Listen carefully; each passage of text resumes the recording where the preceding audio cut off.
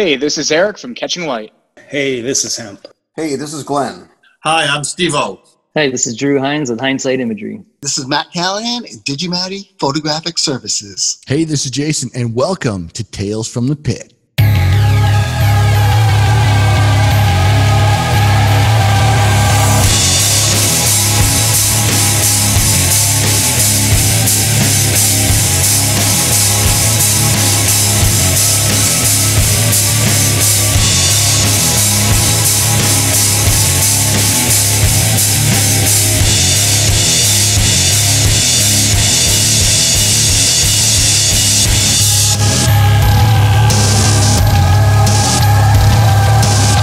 Welcome back to Tales from the Pit. Today we are on part 2 of our episode with Helen Collen. And Helen, can you tell us what it's like to be a woman of color in the rock and roll pit?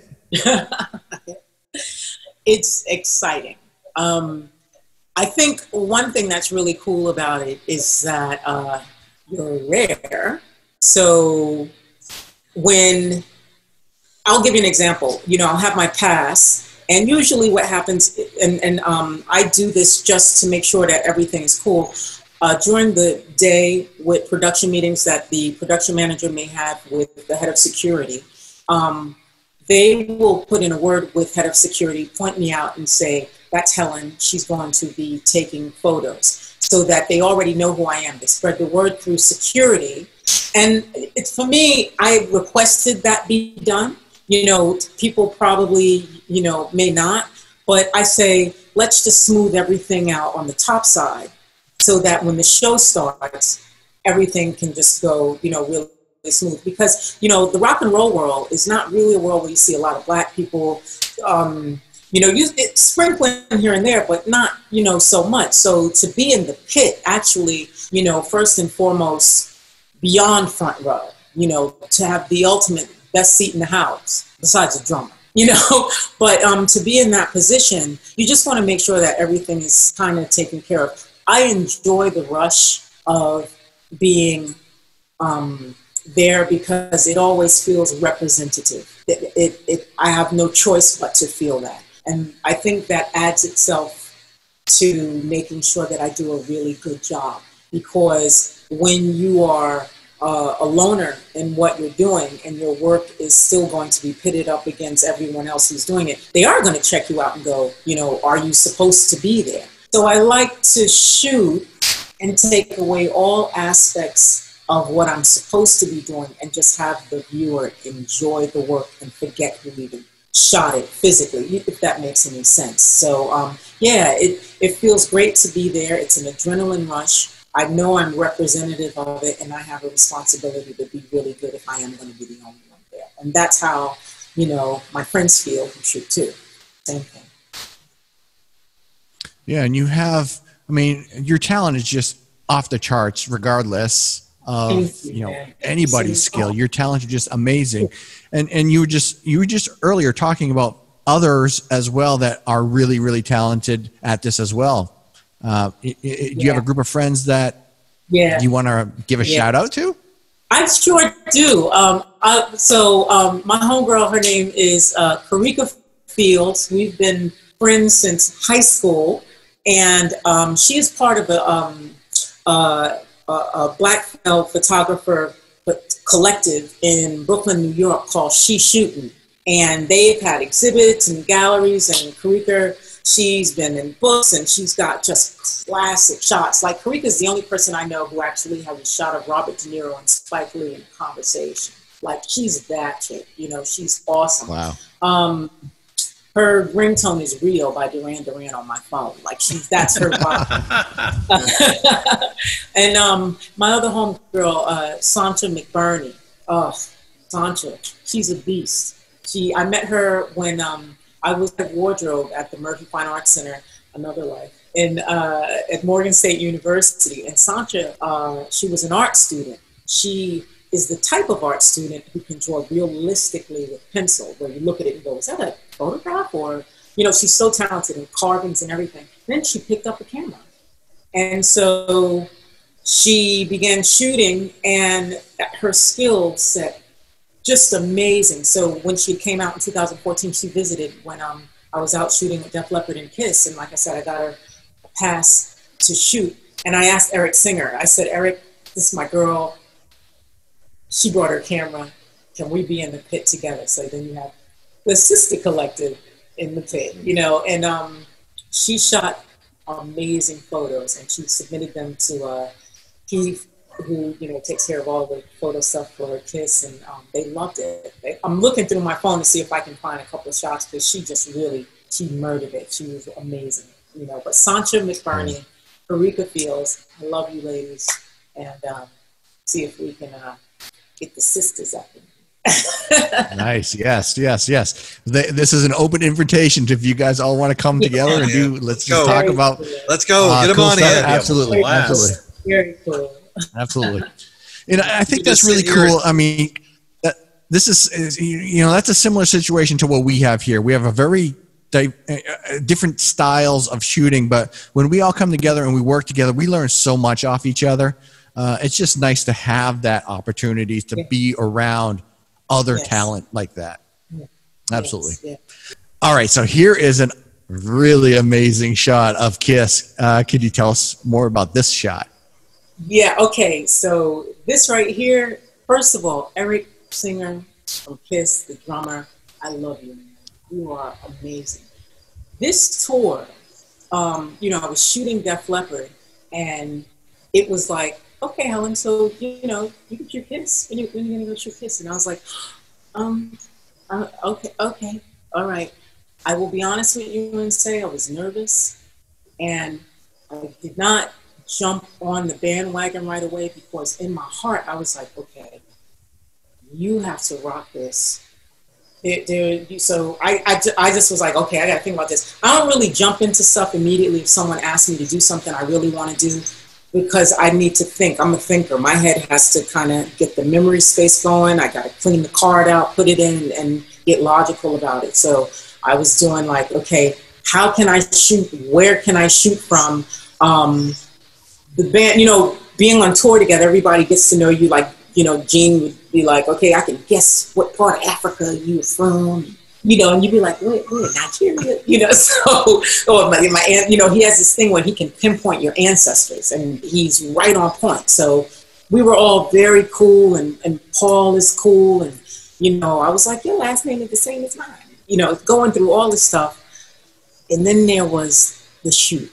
So finally, it was 3 days before the end of the tour, and Eric was like, you have to shoot. And I was like, oh, okay. He said, you're going to shoot from my drum kit.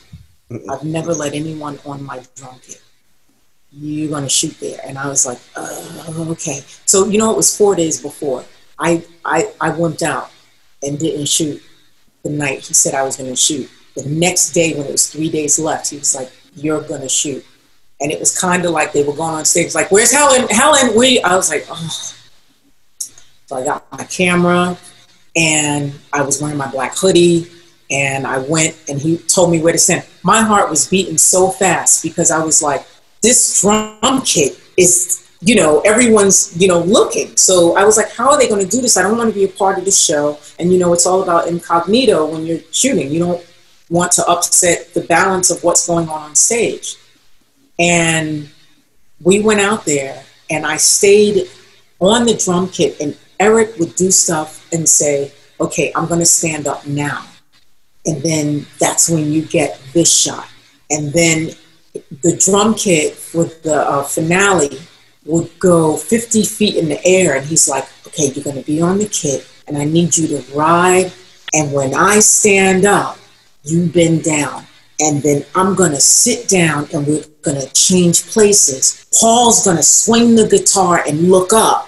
And then you stand up and you bend over, you shoot. Like, he was directing the shots. And I was like, oh my God. You know, like, I said, okay. The whole show, I literally shot every possible thing that I could. That was first night. Second night, you know, because it's 3 nights. So that 3, 2, 1. Second night, he said, okay, we're going to do it again. Because I looked at my shots, and I knew the show, but it's like choreography. When you get to know where everyone is, that's when you get your shots. So that was a trial. The second time I shot and it was better, I did not do the thing that he wanted me to do with standing up until the last night. And then there was pyro on top of everything else. And I was like, my head's gonna burn. This is crazy, you know. But we went up 50 feet in the air and Paul did the guitar thing and Eric was like, now. And I stood up and a fan got a picture of me and sent it to me, shooting over the top. And I got the shot of Paul swinging the guitar, looking dead at me. And it was fire. And my belly did that thing. And I said, with Eric, during the show, I was shooting like crazy, but he was being so charismatic. He allowed me to get just wonderful shots. And I used a fisheye the whole time. You have to, because with Kiss, I mean, it's just crazy.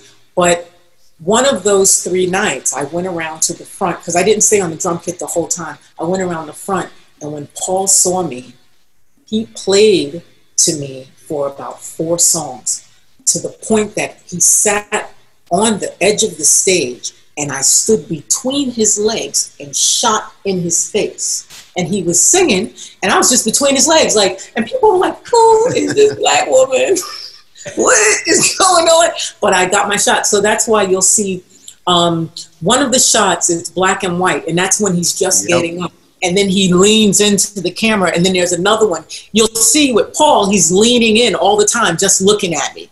And he was giving me, I call it, he was just giving me the money, you know, and I was just like, oh my God. So with Eric Singer, I love him because he let me do something that he said no one's ever done. And I made sure I did exactly what I needed to do. Shooting Gene, piece of cake, because every move is fire from him. Every move, you know. But yeah. Paul, he played Tommy.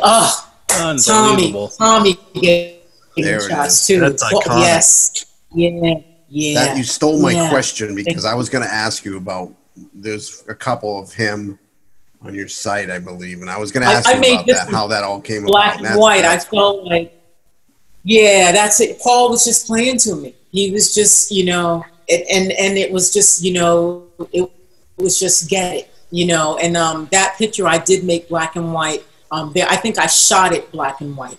You know, when there were times I was shooting them, I put the camera on white because I felt like, you know, there are certain photos, you know, Freddie Mercury when he's like jumping in the air. You know, photos of, you know, the Rolling Stones, you know, it's just iconic stuff you remember, and they're black and white. And I just wanted to go to a stark place, and with Kiss color works for some stuff, but then others, I just was like, let me see if I could just do something where I wanted to make them proud of me shooting that. And it worked out. And then a couple of years ago for their 40th anniversary, one of their guys hit me up and used a couple of the photos that I shot for their 40th anniversary tour book for Japan. So that was a blessing as well. So cool. And the fact that this is black and white, it's timeless. I have no clue whether this is 1980 something or tomorrow or yesterday, you know? It's just timeless. I feel confident that it's not tomorrow, Jay. The post-editing on this, it might be next week. On this photo it might be next week. The post-editing on this photo, you can tell, I just went in real stark with contrast and the highlights and stuff like that. You know what I mean? But other than that. Excellent. I mean, this is a beautiful, beautiful shot. I mean, can we go back to the drummer shot real quick of Eric? Yeah. Just to listen to your story, and again, it's just I'm enthralled with all your story stuff, but you're telling that story about being behind the kit, and I can tell you, all 4 of us are sitting there going, man. "Oh man, I wish I could get that shot." The shot's great. Your story makes it better. It's amazing. Yeah. Where is that, Helen? Where is that being shot? Oh God. You know what? I'd have to look on the location folder, and I'll let you know, because that's okay if you don't remember. It's 3 different nights. Like the other photo of Eric, where it looks like he's turning to the side, he's talking to me, and I took that the one that's at the bottom of the screen, lower left. He was kind of giving me the rundown there, and I shot him. But I'll let you know. Last 3 nights of 2014. So. And that was Def Leppard and Kiss, right? Kiss. Yep, and they were flip flopping. Yep. So it would be Def Leppard opening, Kiss opening. Was that U.S.? Do you remember, or was that worldwide? Or yes, it was U.S. It was U.S. And I think we did Canada. I think we did Canada as well. I think we did. Wow! Yeah. Yeah. So cool. Yeah. 2 iconic bands. Of that, I don't know if you can see that. Oh yeah. On her iPhone again. Oh, sweet. Oh, yeah. Is that the iPhone 5? On the iPhone 5. This is in the Dropbox. I took that with the Sony, but yeah, I was just trying to find so cool. But, yeah. And then there's a shot in there, and Phil is with them, because Phil did a night as here. So he did what? He dressed up in the boots. He walked around in Paul's boots. Oh, yeah? Where is it? Did I give you that shot? Oh my God! Let me look through here. Yeah, he did like a night with the Def Leppard, with a night with Kiss, and wore their stuff, and Oh, right here. There it is, the black and white. Oh, yeah. Yeah. Oh yeah. Yeah. So awesome. he was so what is it? around. So tell me what it's like. So you are, like you said earlier, you're sort of taking shots, and you have other photographers around you. You must have a wide variety of types of people and photographers. Some are probably very understanding, and some are probably not. I know we have a wide mix, because every show could be a huge different type of mix of photographers around you. Yeah. What's that like? You're absolutely right about the different types, different personality types. Some people are really cool, but for the first 3 songs, I don't even go in the pit. I don't even go in. I stand at the side. I stand by, Ronan, who's right on the side, and I'm usually there with the security guard, because they have to tell everybody, okay, song's over, you got to come out. And so I don't even go in. I will just chill. I initially went in with everybody and just like held back, but the personality types where I said, I got my camera, and it was weird. And so I was just like, you know what? I'm going to actually do 2 things. 1, I'm going to give everyone their space. And then 2, I'm going to utilize my leverage the way that I should use it. So let me give them their space, step out, let them do what they are here to do. And then I'll go in and I'll get what I need to get. So I don't even really deal with it. Well, that's and everybody's not a dick, you know what I mean? Everybody, sure. Everybody's not. But I don't even take the chance of finding out who's going to be. So I just, just step back. Yeah, absolutely. Best way to deal with it. Absolutely. And, it's funny because we did, I think, I want to say, what show is this? I forget what year it was. Maybe it was 2014 again. And, what was the band? Oh God, I forget. But anyway, they had their own photographer, and she was this beautiful girl. She was actually the girlfriend of the lead singer in the band. I can't remember, but I'll hit you guys with like who it was. The Daisies, something Daisies. And she was shooting, and great photos, talented. And was she Russian? No, I think she might have been like Russian, but she looked exotic. She had blonde hair, pale skin, but gorgeous girl. And she had her camera, and she was the type of girl where she'd get in the pit, and the guys, they don't give her the space she needs and stuff. And I remember one night I actually went in the pit with everyone, and she was there. And instead of shooting, what I did was I told her, because Def Leppard opened and she wanted to shoot them, I told her what shots were going to be. So I was like, Phil's coming over here now. You want to catch this because Viv and Phil are going to do this. And I just kind of trailed her. And she was like, oh my God, no one would ever do that. And for me, it's like what you were saying about learning from each other. I didn't understand why someone who was on the road and wouldn't do that. I'd be like, why wouldn't I make sure that she got the best shots possible if it's the only time she's going to be able to get in the pit and get those shots? She's a photographer. She should be able to take the money home. You know what I'm saying? Like, yeah, so yeah. That's kind of how I think. You know, I'll be willing to help somebody because I think in terms of team. So if we're all working together and we all have to shoot together, if we all shoot great, we all look great. You know what I mean? So absolutely. You know, I don't think everybody's as magnanimous as that, but maybe I'm a little bit more pessimistic than I used to be in my old age. Present company excluded, gentlemen, because I certainly love working with you guys. But well, you know, and the whole end of things too. When you're doing things like that, you're just making the overall band look better, regardless. Yeah, because that's so. Yeah, it's just an awesome opportunity. Anyways, okay, so let's talk about. Well, I have it right here, so let's jump right into this one right here. Oh yeah. Oops, well, hold on. For some reason my screen is locking up here. All right, so can you guys see that? Yep. So I actually have it right here. Oh. I ran out and bought it the day it came out, and read it. So I kind of had a little bit of the history already of both Phil and your time together and that whole process of how everything went. You know, being he sleeps with it, Helen. Not exactly. It's on the side of my bed, but you know, whatever.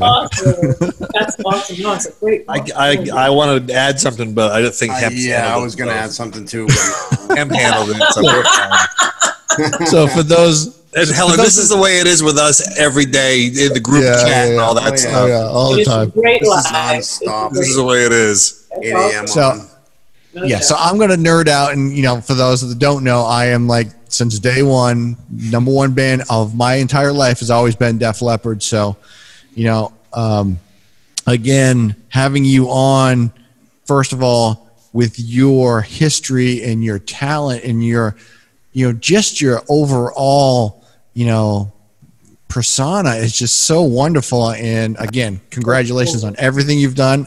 You know, based on what you've told us, you absolutely earned it all. So it's super cool. Thank you so much for being here for this anyways. But yeah, can you tell us about the book process? I know you've done a lot of publishing stuff, but can you tell us how this whole book thing, were you part of the book? Did you help edit the book? Did you put your photos in it? Yeah.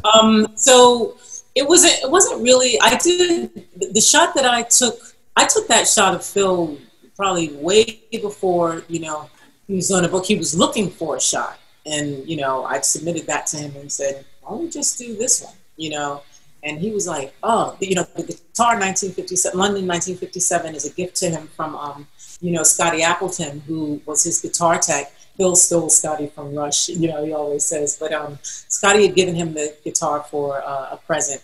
And so he loves that guitar. And so I would always try and get really kind of iconic photos of Phil with it. And so when it came up that he was going to do this book, you know, because he was against it for a while, because you go, you know, to do a book about your life, you got to go in and you talk about stuff and you live your life. But then if you have to talk about it, you go, oh, I don't know if the people involved want me to say that. So he was going back and forth. But then finally, you know, I write as well. So, I said to him, I said, well, I'll, you know, help you and we'll get this together. So Chris Epting is a friend of ours, and Chris had submitted, you know, to Phil, you should do a book. And Phil was like, okay. So Chris had went and, you know, interviewed Phil and got the questions and answers, and, you know, he typed it up and it was all great. But a couple of things, you know, Phil was like, this is great, you know, how it's said, but it doesn't feel like me talking. So what we did was we took the information that Chris had and we started all over again. And we were like, okay, we're going to do it page by page. And I always say to my husband, when you talk about these amazing stories that happened with Def Leppard, because, you know, Phil, it's his life. So he's like, no one's interested in that. Because when you tell a story 87,000 times, you feel like everyone's heard it. But I told him no, because your demographic is constantly growing and changing. And so the children are growing up, they need to know, you know. So you have people pass away, they're Def Leppard fans. Their great grandchildren come up, they're Def Leppard fans. So you're constantly retelling the story. So I said, you can't ever get, bored of it. So we have to figure out a way that you tell this story and it sounds like you talking. When people read the book, they want to know it's you, because there are things he'd read and he'd be like, oh, I wouldn't say that. And it would just be little things like, they don't say, what is it? They say, is it middle class, blue collar? Like it's different words, that they use. They, lorry is a truck, stuff like that. So we went through the entire book, and Phil, even when he would go away, he would send me pages that he wrote. I'd look at them and just be like, okay, so how would Phil say this? And I'd ask him questions about the material that Chris wrote, and then Phil would begin to answer the question, and I would type exactly what he said. And I'd be like, and he'd be like, how do I say? And I'm like, you just did. So that's really with the culmination of all of the wonderful work that Chris did. And then Phil and I sat down and turned it into Phil speaking.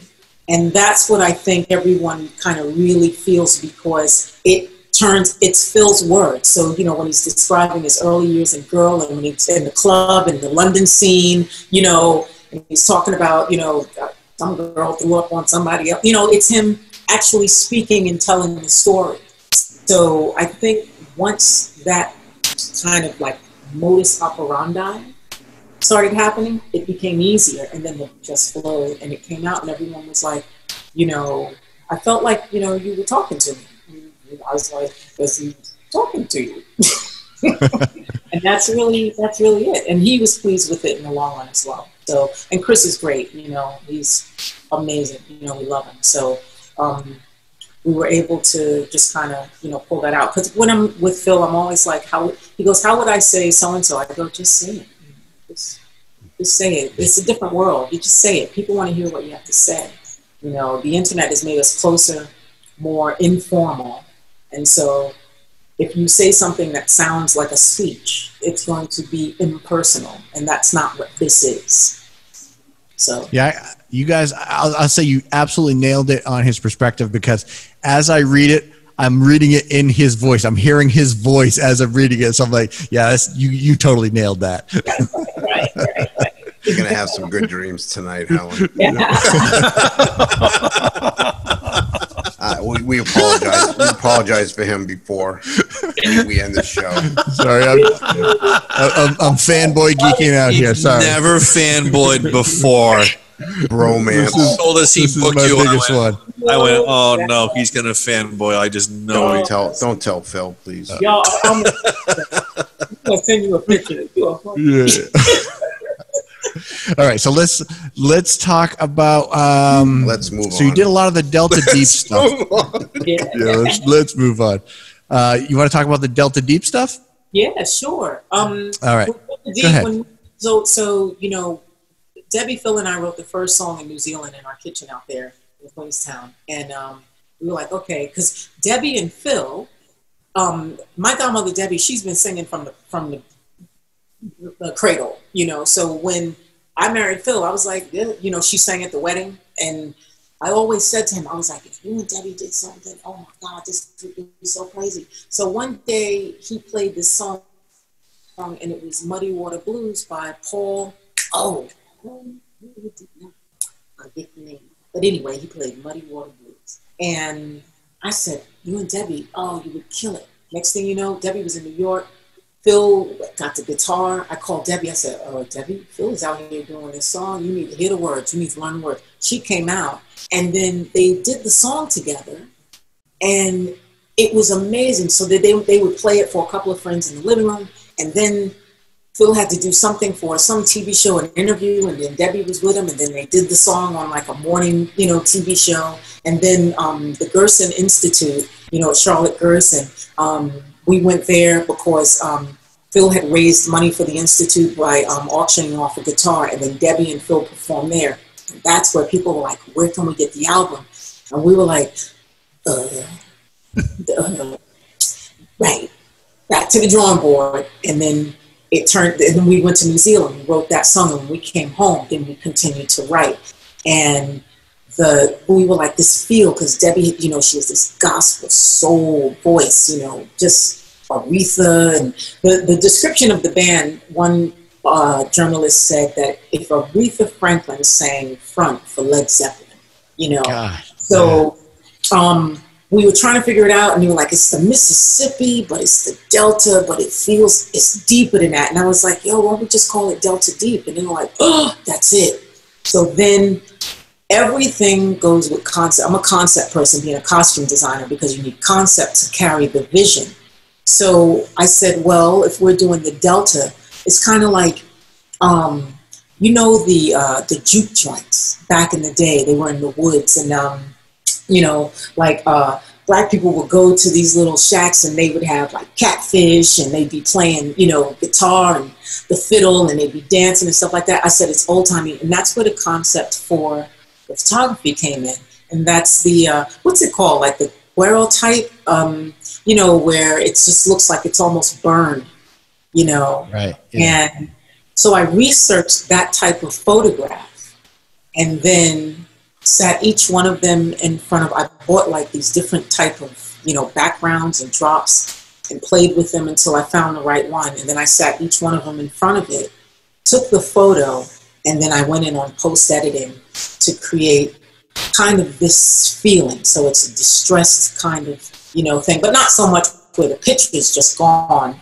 And then we looked for the album cover concept, and I said, well, it's that shack. It's that juke joint. And Phil and I went to San Clemente, and they had like a petting zoo, but they have a, like it was a shack. And we walked by, and I said, that's it. It's got the bathtub outside, the wheel, you know. And so I took a photo of that, and I ran it through that process again of, you know, that type of distressing. And that was the album cover. And we just rolled from there with the photography. And the music then also became influenced by that feeling. So the album itself is, I'm not even gonna front, is fire. The album is amazing. And then Joe Elliott guests with Debbie. There are songs that they did covers of. So Joe Elliott is on there. David Coverdale does Private Number with Debbie. Yeah, so that was it. That was David and Joe on that one. Then we did 2 tours, East Coast and a West Coast, and then we did a live album. That was filmed at Daryl's house. Daryl Hall from Hall and Oates has the place, you know, in Poland. So we went there, and that's where the audio was from for the live album. And, did they do the live video of that as well? Because I know he does a lot of video stuff for the channel. Yeah, it comes with the package. So when you perform there, it's a part of the deal. So we got it as well. So that's why if you go on YouTube and pull up Delta Deep, you know, like live, you'll see the videos are from there. The performance of like Bless These Blues. Oh, that's my song. So Bless These Blues, that video is from the Dallas house. That's so cool. Is there more Delta Deep coming? Well, this COVID thing, man. So Robert DeLeo, what happened was about 2 years ago, Stone Temple Pilots reformed. They got a lead singer, amazing guy, and they started working on their album. So Robert and his brother have been busy with that. And so we utilized another bass player named Craig Martini, who Phil met when he did the G4 like guitar camp with Joe Satriani. I about that. Yeah. And so we met Craig, and just amazing. So Craig's been filling in for Robert, and Forrest is still there. But it's a matter of just trying to, you know, simulate, get everything together. But they are working on a song that I think is going to come out. Did you guys see the Doobie Brothers when they did? They released a video not too long ago, and they did "Taking It to the Streets." Yeah. You saw the video and the way they spliced it. Everybody's at home.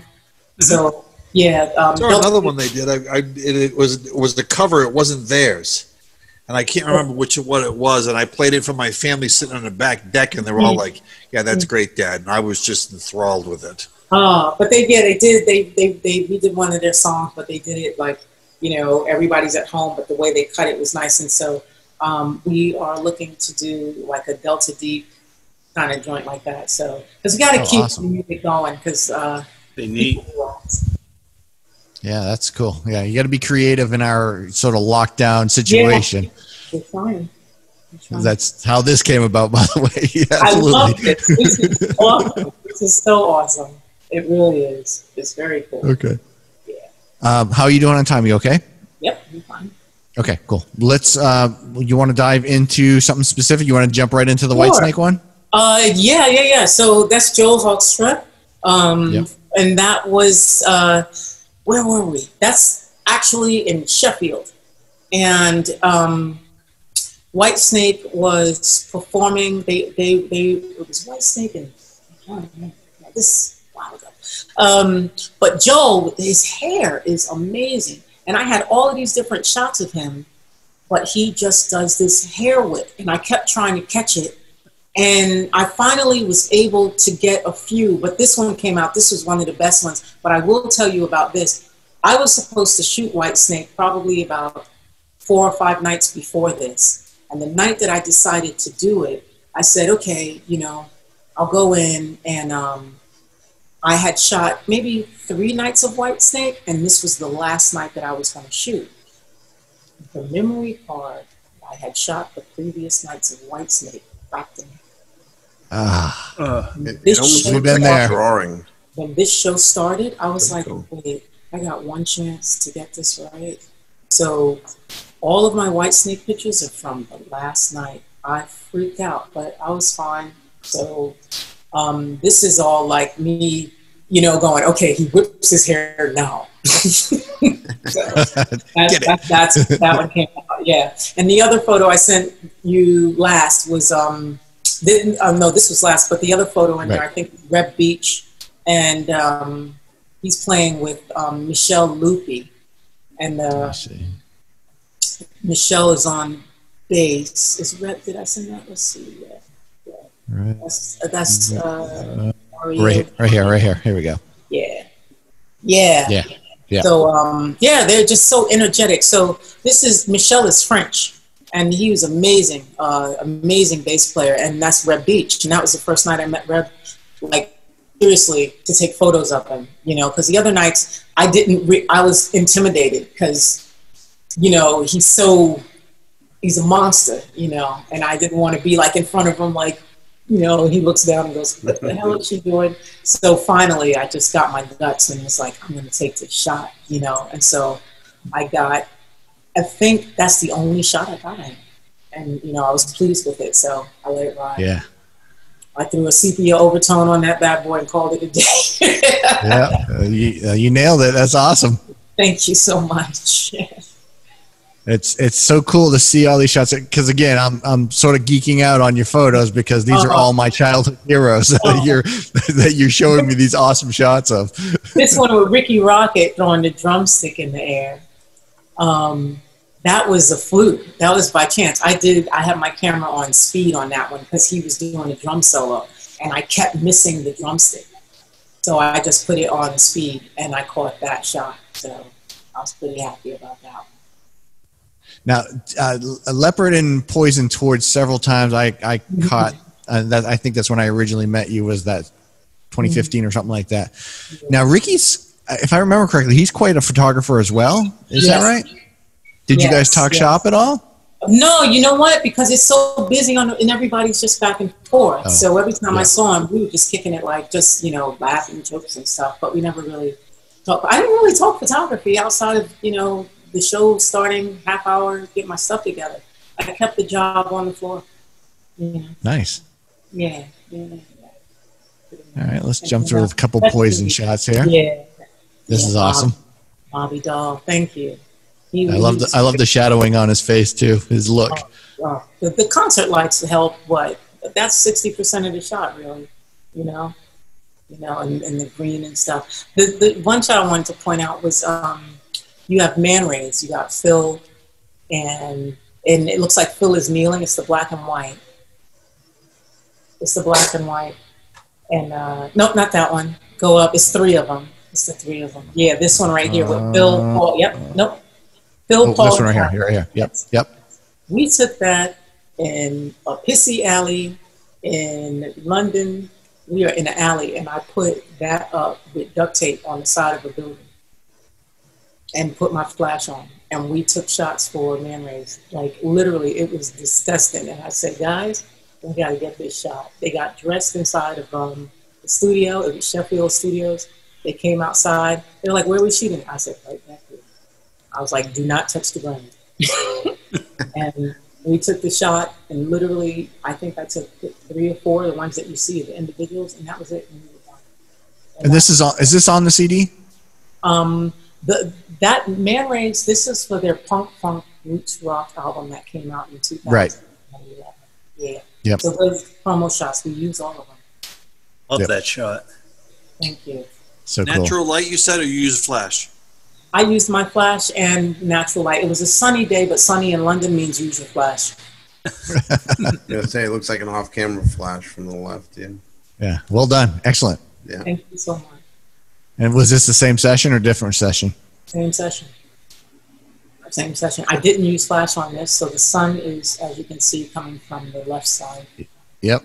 I like the expressions on their faces. Oh, yeah. Yeah, oh, they're cool. See, Paul really doesn't like taking pictures because he says the lines, you know, in his face. I love the lines. I think they add so much character. So, Oh, yeah. Oh, yeah. yeah. He's a great, that's why I have that other picture of him where he's just kind of looking, he's sitting down, his hand is on his chin. He's a great subject. Yeah, this one. He was thinking about something and I said his name. He just looked at me and I took the shot. I wish I had my camera. cool. Paul is awesome. I wish I had my camera. Having the camera and being ready. I mean, that is what you do. So that is so cool that you have the ability just to do just the simple moments. I mean, that's really the key to a lot of this is just those subtle, simple moments and capturing them. And you know, the thing that I've learned too, especially with them, which is great, you know, you got to know what shot you want in your head and just get it because, you know, people are antsy. So when I shoot them, I'm just like, all right, let's go. I'll do like 5 or 6 shots. I'm like, okay, we're out. And they're like, you done? Yeah. Because I'd rather be done before they say, are we finished yet? Yep. You know? Absolutely. All right. Let's, That's Mexico there with the band. What'd you say? Say that again? That's Mexico. That's stuff like in Mexico. And that shot of Phil. This one right here? Next to it. Yeah, that's Mexico. That picture, that was the first time I got asked to call out. And I got asked to come out on the drum rider. And they were like, Helen, come out. Take a picture. And I was like, That's awesome. Okay. And I came out and Joe said, everybody wave at Helen. And so awesome. Perfect That's shot. thrilling. That is. And it's great with the band, but if you look at everybody's face, you know, The people, yeah. Yeah, it's about the fans. They'll remember this forever too, and having the photo as well, so cool. And people way in the back, all the way up in the top back there too. Yeah. It must have been quite the feeling looking back. What a thrill, Helen. Look, you see that one? And I think, I think for the if I remember correctly, for the Mexico stuff, there was a lot of behind the scenes footage for that.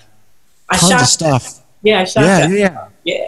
Yeah, you have a lot of video stuff, right? Crazy. Or is it Yeah. like on their website or YouTube or something like that? It's on YouTube. Yeah. And then I don't know if you saw it. I did a Def Leppard fan tribute where it's only photos of the fans. And it's to Kings of the World. Because I think that the most fascinating thing about any tour, show, concert it's the people. The people make it that. When I was VIP, people would call my job phone and say they didn't know whether to get a ticket or pay their gas, but they're going to get the ticket and figure out the gas or the electricity. And so when people were choosing between life stuff and getting VIP treatment they didn't even meet the band. Def Leppard didn't start meeting anybody until 2013 in Vegas. So I was there from 2009. So that's 4 years, you know, basically before they even said hi to anyone. And these people were still deciding whether they were going to get VIP for a seat in rows 1 through 10. You have to make sure that you treat these people like royalty, because they are. They're the reason the band is the band. They are, the fans matter so much, and that's why I enjoyed it. And to this day, on my Facebook page, it's the fans. There are so many of them that I know personally. I know their name. I see them. I met fans and became so cool with them. I would make them my assistant when I came to a city. To give them, even because they were cool, but to even give them that experience. It's, you know, a lot of people, they'd be like, oh, she's married to Phil. You know, they don't know that you're real. But if you extend that hand out, you know, they go, okay. And I go, see, this is normal stuff. We got to work. We got to be on time. We got to get this straight.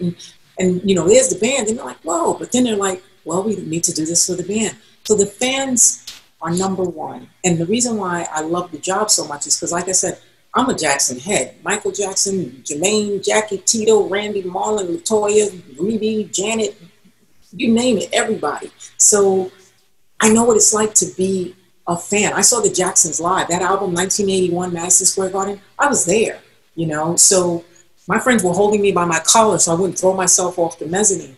So I understand that feeling of, oh my God, I can't think straight. Wait, I know this song. This is, you go to sleep, you're like, he's singing to me. Is he? I think he is. You know, so when you encounter that, and you have to work for those people, you want it to be their best experience. So every time I look at this photo and see how happy the people were, it just warms my heart. When I was walking through the crowd and with the video footage, and I would walk through, you know, they call that like the runway or the catwalk, and I would film the people, oh, the rush that I would get, because they're saying hi and waving in the camera, and I'd be like, I'd catch like little kids, like maybe 16, 17 years old, and if they saw me looking at them, they would freak out, and I'd be like, smile for the camera.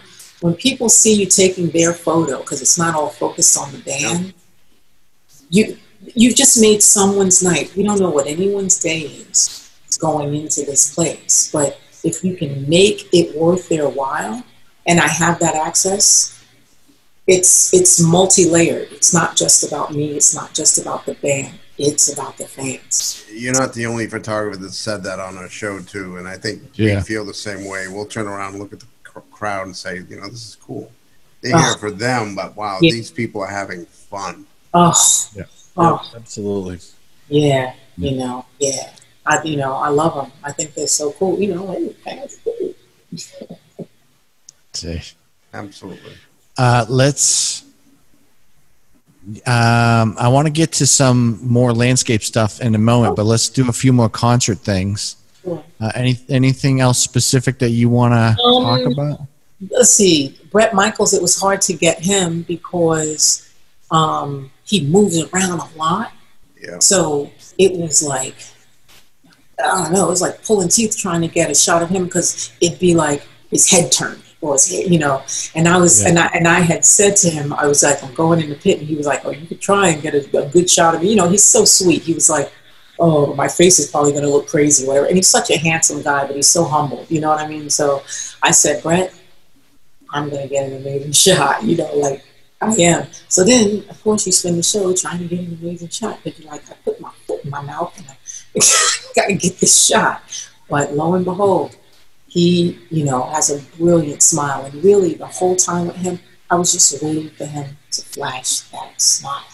You know, it wasn't about the song. It was because Bret's personality, to me, is in his smile. He's at peace in front of that audience. And he smiles with his eyes. And so when I caught that, to be honest with you, I put my camera down. I didn't shoot anymore. I caught that shot. That was it. I got 2 shots of Bret. And the first one is a really nice one, you know, he got his hand out, but it's classic. Anybody could have took it. So I was like, no, I need something that shows I have access. That's the other thing of shooting. I like my shots to look like I have access, you know. So that's where you may see the artist looking at me or some type of interaction or me being in a place where you go, only someone with access could have took that shot. Because now that everyone does have iPhones, what do we do to differentiate ourselves from those people? So now we have to shoot, you know, more in that bubble to show that we're supposed to be there, you know? Yeah, and so one of the things we've talked about many times is the ability to capture the eyes on these shots is really, I mean, because the eyes, everything's, as you just said, they smile in their eyes, and you can just, you got the eyes right there, and they're crystal clear, they're in focus, and you can just see the personality coming out of them. So well done. Great teeth. Yep. Brett's he's such a showman too. He just loves what he does, and he does it so well. All right, let's. How you doing on time? You okay? Yeah, probably got like another 5 minutes because my. Okay, so let's jump into some landscape stuff if you want. Yeah. Let's see. That's New Zealand, the snow-capped mountain. And that one. This is New Zealand, and this is called Lake Erskine. It's at the top of the mountain, and anytime I go to a place that has beautiful, air, that's what I call it. I get in a helicopter and I shoot. So I'll take a helicopter tour and I shoot out. And so that's Lake Erskine. They call it like the lake in a bowl. The top of the mountain is carved out. Phil and I actually went on this helicopter tour. The helicopter landed on the side of the lake, and the water is blue from a mineral that comes up from underneath. And so I have scenes where I shot like the actual blue water. It looks like something out of like Legends of the Fall or something. It doesn't even look real. Not even Legends of the Fall. How about Legend? That one. Doesn't even look real. So I like to shoot. These are different. These are access to the earth, So the landscapes I like to show that just stuff that we wouldn't normally see. And I always think, you open up a magazine, you go, how the hell did they get that shot? They were in a helicopter, stupid. Okay, so then you go in a helicopter. You take the shot. So it's breathtaking. Yeah, it's wonderful. Thank you. So nice. And I like soothing stuff. That's a mountaintop. That's helicopter shot. Snow-capped mountains. We did. It was turning into spring, and so we did a trip that actually began with snow-capped mountains and began to turn into greenery. So this was probably maybe a third into the trip. Oh wow! And that's New Zealand. That's Queenstown. Yeah, New Zealand on the road to Mordor, right there. Yeah, right. this shot right here is the road to paradise. There is a town in New Zealand, the South Island, called Paradise, and they have a small river, and it's called the River Jordan. And you have to cross over. And Phil was driving, and I stuck my phone out the window and took the shot because I couldn't believe the sky. This is really about the sky. I didn't touch anything. The sky looked like that day. It was, the only word I can use is like holy. It was amazing, And then, we were in this we were still in game. Oh my God. The Lord of the Rings. We were in Lord of the Rings mode because, Peter Jackson filmed in New Zealand. So we went to Paradise because we heard that's where he filmed, and we were looking for locations. So we were driving. I was like, look at the sky. And I just shot. And there's a car up ahead. You can even see there's a car in the lower left. There's a car down. Yep. The phone, I'm telling you. So awesome. And that was, you said that was shot with the iPhone 5. 60 miles an hour. 60 miles an hour. Out the window. Well done. Very well done. Okay. Let's, I put Notre Dame in there because, this is a Champs-Élysées. I laid it Oh, okay. Yep. Yeah. And that was that Bastille Day? I think it was. But the Notre Dame one I put in there because it's gone. They got to rebuild it. So we went to visit. This is the 850th anniversary of the church, and we went. I took so many shots of this church inside and out, and now I'm so glad that I have them. I took really close-up shots because the ornate decor, like just carved on the doors, it's just like worlds of art, absolutely amazing. So I'm really happy to have it. So I just put it in here just. I would shoot buildings all day. I love them. Aren't they amazing? Yeah. So nice. Yeah, absolutely. And there we go. There's another one. Oh yeah. Yeah. So cool. The same, yeah. When you're out on the road and stuff, do you get like days off to go out and shoot and stuff like that, or? Yeah, you know they do every other day. So me and Phil would always, especially when we're in Europe, we actually will hit the hotel, change our clothes, find the Starbucks, and then we hit the street. Nice. We are always out, always out. That's so cool. So cool. So we're on your website, Okay. HelenCollenPhotography.com. Yeah. Do you ever sell any work or anything like that? At my exhibits, people bought stuff. Okay. But I'm open to if someone was like, "Oh, I want to print," you know, be like, "Okay." But it's it's so far and few in between, you know. But I haven't sold anything on the site pretty much. But, So this is your most recent exhibit right here, 2019.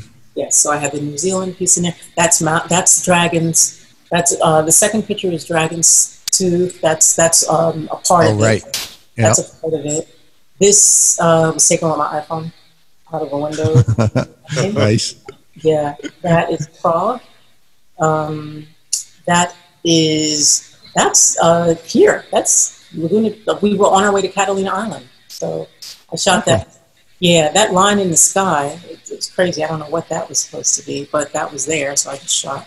This bottom one is this is Dragon's Tooth. These two, in Maui.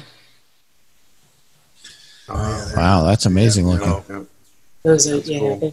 Someone bought that, and the other one as a triptych. The three of those, yeah. Now, did you have all these printed on metal? You mentioned that earlier. Yes. Okay, cool. Yeah, I've got a lot of metal. Yeah. That's Maui. That's the circle kind of. I don't know. It's like a maze. That's my little goddaughter, and awesome. I was taking the picture, and she was walking the maze, and I thought it was very cool. Yeah, so we have one of these Makes it more labyrinths. We actually have a couple of these here, the labyrinths. I think there's a website you can actually go and look up the different labyrinths across the world, and they're usually, I want to say, usually managed by the local church or something to that effect. Yeah, okay. Really, yeah, really cool. This is a spiritual place. You have to say a prayer and put a stone in the middle. Yep, very nice. Yeah. That's Dragon's Tooth again. I can start to see. I can tell now by looking at them that yeah. And then that was the labyrinth. The labyrinth alone. That's beautiful. That was in Prague. This below it, this statue is actually only 12 inches high. It's 12 inches. It was teeny, but I thought that I just thought it was amazing the detail that went into it, and so I just zoomed in and captured it. It's just this tiny little thing on the side of the church. Looks gigantic. Yeah, that's the detail of it, right? That's all Prague. This is all Prague. This is the St. Charles Bridge. All of the sculptures that line the St. Charles Bridge. Oh wow, awesome. Yeah, that's Maui right there. Maui, yeah, I was going to say. Beautiful. Oh, Maui, yeah. So and beautiful. then that's Molokai. Molokai, I think that's how you say it. That's Maui. With the Molokai. Moon over Molokai. Thank you. Yeah, there you go. And that's Prague. I was shooting the sculptures. That's going to Catalina. And that's Singapore. Yeah. Oh, wow. Yeah. That's cool looking. Nice. So, Is that from a helicopter? No, that is from the roof of that hotel. From a car going 60 miles an hour. Yeah. It was, well, awesome. Really high. Thank you. So, do you have any anyways, lined up for 2021? It depends on COVID-19. Yeah, true. COVID-19 because I have a 2-year-old and we're just taking serious precautions. When I had Jackson, I had complications after the birth where I almost bled out. They put me in a 5-day medically induced coma, and Phil had to leave the tour the first day of the tour, and he came out for 7 days and stayed by my side at the hospital. And so, and then when they took me out of the coma, my left lung collapsed, and so they had to take care of that.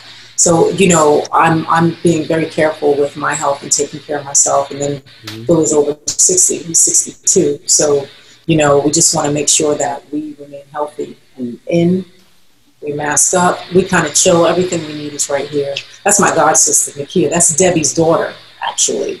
Wow. And this was that's Hong Kong. Yeah, is that Hong Kong?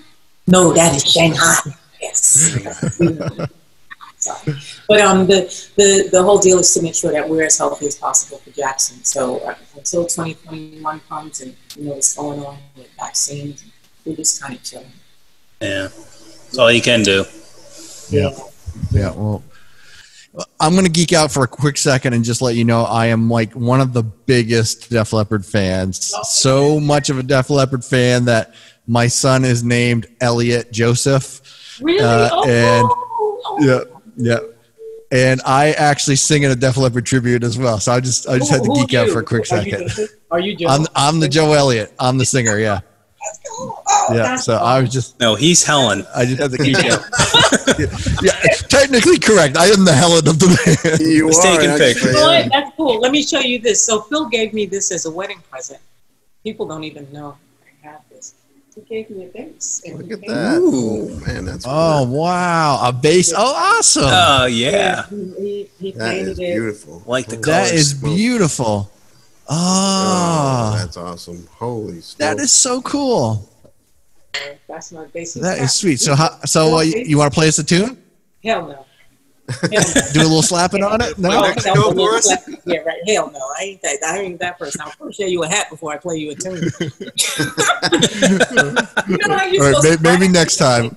You know, I'm supposed to keep practicing. He gave me two That's Led Zeppelin funny. songs to practice on, so I do those, you know. But Which ones? I ain't into The playing. next time we have you on, Helen, you're going to make us a promise. The next time we have you on, you're going to play for us.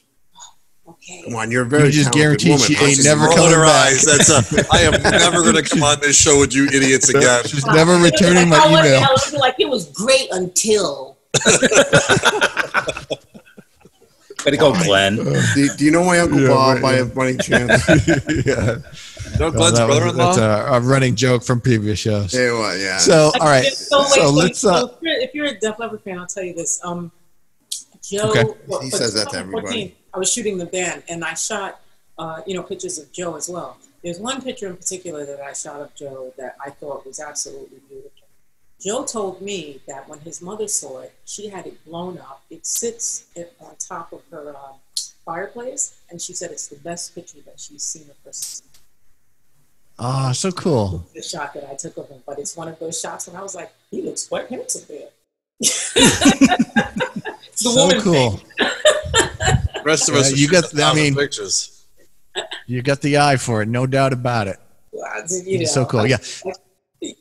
You go for it. I was just like, his face lines up really nicely with his eyes right there. That's really cool. That's awesome. So cool. The do you also the current? I don't know who the current is. It Ryan that's the current photographer for them? Yeah. So Kevin Nixon is the current Yep. Def Leppard photographer. Okay. And the videographer is Ryan.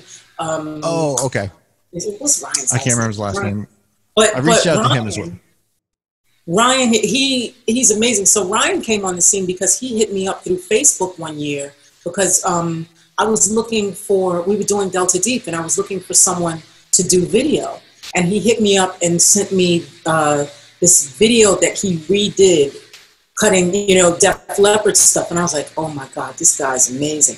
And so we started using him for Delta Deep stuff. And then I remember one day I saw him on tour and he was like, with Rick Allen. I said, hey, what are you doing? They scooped him up. I said, Ryan, nice. Helen Collen discovery. But Ryan Nice. is my sweetheart. He's amazing. These guys on this tour and, out there, they're so talented, but the thing about them, they're so sweet. They're so nice. They're so humble and they're so talented. So it makes it great to work with them because collaborations are possible, and I don't know, there's just heart. There's just heart in it. And they're fun. Like you guys are a blast. You know what I mean? It's like that thing. All of you remind me of that crew. Def Leppard has like the best crew ever. Everyone is That's so cool. very serious about their work, very talented, but funny. It's like you don't know. They catch you off guard. They crack a joke right in the middle of you being serious. You be like, oh, you just slayed me right now. What am I going to do? So She just compared you to the real Joe Elliott. oh, I don't know about that, but thanks. it was funny. before we call it a night, anything that you wanted to talk about that we missed or anything? No, you guys covered it all. I love the way that you support each other. I love the way that you started this show to continue. This is wonderful. And I love our nation. It brought us all together. So I really appreciate what you're doing. Keep it up. Hey, thanks for watching this episode of Tales from the Pit with Helen. We hope you enjoyed it. If you have questions or comments, email us at nhconcertphotogs@gmail.com. And make sure you check out all other episodes on talesfromthepit.net. We'll see you next time.